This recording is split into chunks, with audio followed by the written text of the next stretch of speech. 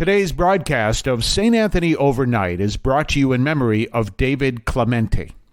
Let us offer our consecration to the Lord. Lord, we offer up to you this day on this, the patron of our archdiocese here in Boston, also in other dioceses, including New York, and obviously patron of Ireland. And we offer up this day that we may glorify your name in the spirit of the missionary work of St. Patrick.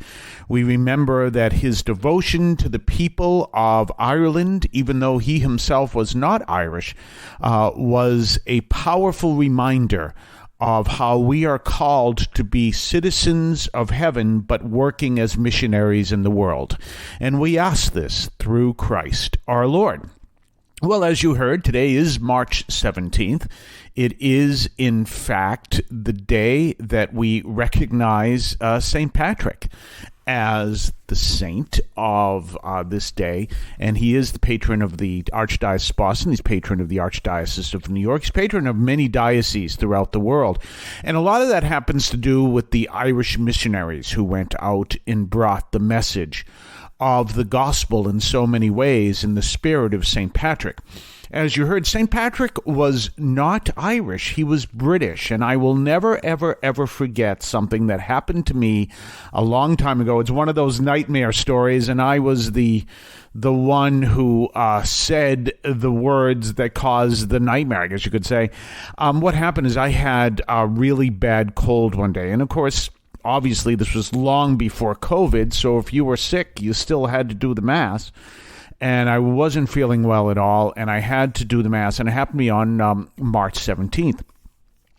Well, one of the, I asked the question, where was St. Patrick's from, expecting the answer to be Ireland. And one of the members of the religious ed group, and this was during Mass, raised his hand all excited, and he says, England. And I was sick, I wasn't feeling well, and it just hit me the wrong way, and I went, no! And I found out that was true. The poor guy, I felt awful. I apologized to him 1,000 times, and I hope he's doing fine. He's a very good person, but that's what happened. And I really didn't know my facts. But yes, in fact, St. Patrick was British. And the other thing that's interesting to know is that Britain was the end of the Roman Empire. Ireland was not part of the Roman Empire. So he really was reaching out into this missionary territory for which he is greatly known. Something interesting to be aware of, and I think it's something I'd like to address as well, to think about this on St. Patrick's Day. And that is, we can look at all the different reasons of St. Patrick's Day. We can look at all the different celebrations. And we also realize that there are St. Patrick's Day parades, obviously, usually around this time. Many of them were last Sunday. However, here in Boston, the so-called St. Patrick's Day parade is, in fact, not a St. Patrick's Day parade. So when people march in the parade, that other people say, well, this is a St. Patrick's Day parade, and this group should not be there, doesn't apply in Boston, even though people will say that, because this is an evacuation day parade. In Boston, March 17th was declared evacuation day because just by coincidence, literally by coincidence, the British left Boston on March 17th. So the Irish mayor at the time, who was the famous James Michael Curley, decided it would be a good idea to make this a holiday, which it is still to this day in Suffolk County, which is the county that Boston is part of. And so naturally, March 17th, people right away absorbed it for St. Patrick's Day, but it's not. And if you are in Boston, it is an evacuation day parade. And when people protest, certain people are marching in the St. Patrick's Day parade. You have to say, no, they're not. They're marching in a veterans parade that celebrates when the British left Boston. So that's an important thing to keep in mind. But in light of that, remembering the missionary spirit of St. Patrick, and one of the things that I've been doing over the past several weeks, I don't do too much on Twitter, but one of the things I do is we let people know on Twitter. Go to Alston Saint, that is our site, Alston Saint, and that is our that is our Twitter handle, and you can find us and you can follow us there.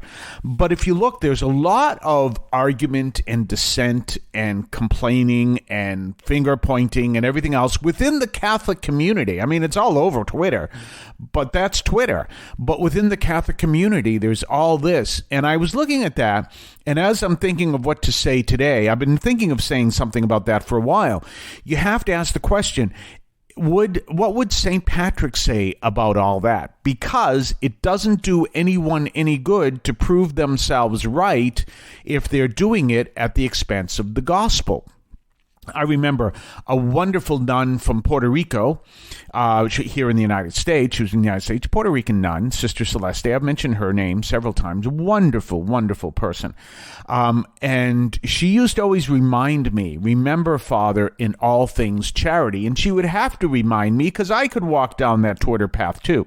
That's one of the reasons why I only really, for the most part, put out the show when the show is, and the two shows we do on Twitter, because I want to let people know that this is when the program is, but I don't want to get into all those disputes, because ultimately our goal is always to preach the gospel, and we can embrace it within the spirit of St. Patrick. We're going to talk more on the other side of the break. You're listening to St. Anthony Overnight from St. Anthony Parish in Allston, Massachusetts, right here on WEZE 590 AM, and you can also hear us at CatholicAudiomedia.com. We'll be right back. I want to call your attention to Catholic TV, which offers great faith-filled, family-friendly programming 24 hours a day.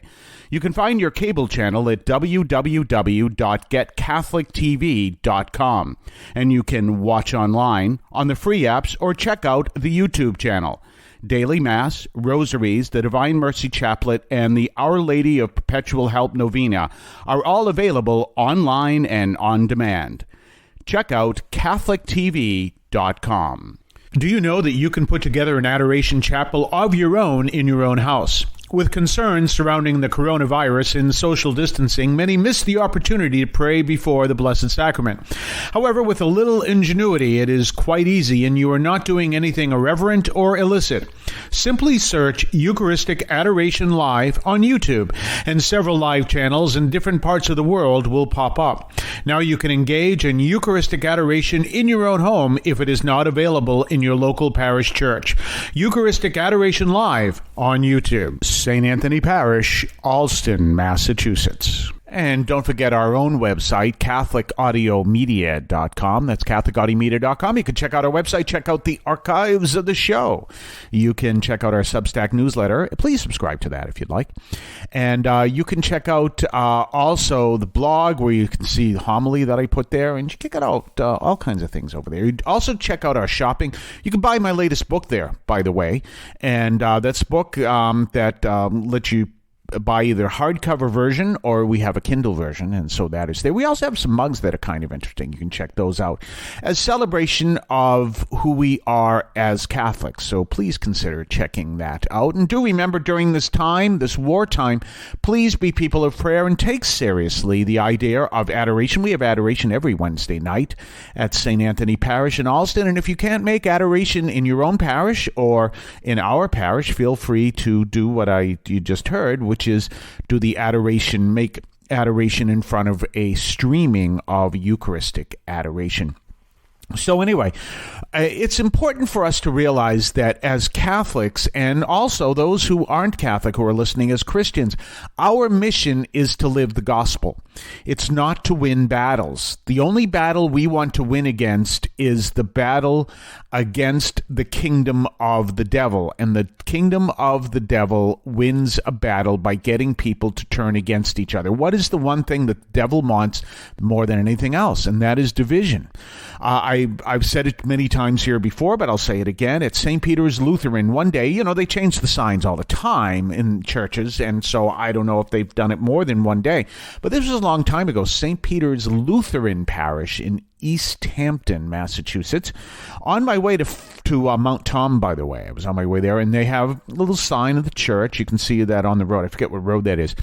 And they had the sign. It says, the devil divides and subtracts, or the devil subtracts and divides. God adds and multiplies. And always remember that the devil is looking for division. And one of the greatest tactics of the devil, you can learn this from C.S. Lewis's The Screwtape Letters.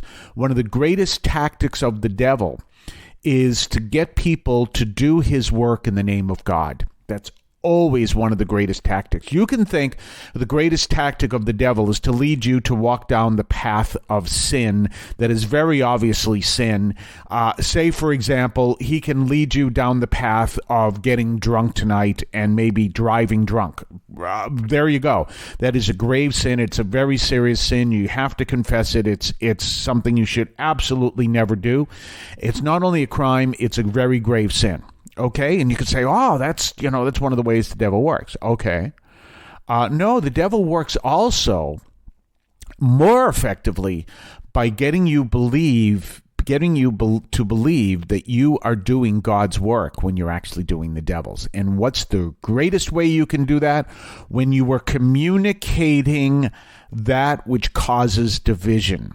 And anytime you are communicating that which causes division, you can tell it causes division. Let's go back to something that St. Paul said when he talked about this division. In the first chapter of 1 Corinthians, he makes this powerful reminder that people follow Christ. He says, individuals among you are saying, I follow Paul, I follow Apollos, I follow Cephas, or I follow Christ. No, we're all called to follow Christ. And when we are caught up in a division where we're saying, this one is right, the people who follow Francis are right, the people who don't follow Francis are right, meaning Pope Francis. You know what? Any cause of division is not of God. God calls us to unity. So when people turn around and say, I'm going to follow my way, and even though the church says this, I don't really believe the church says this because I don't believe in Vatican II. People saying this. This is obviously not me. You know what? That is not of God. That is of the devil. Why? Because it causes division. Keep that in mind. So have yourself a blessed St. Patrick's Day and enjoy the day.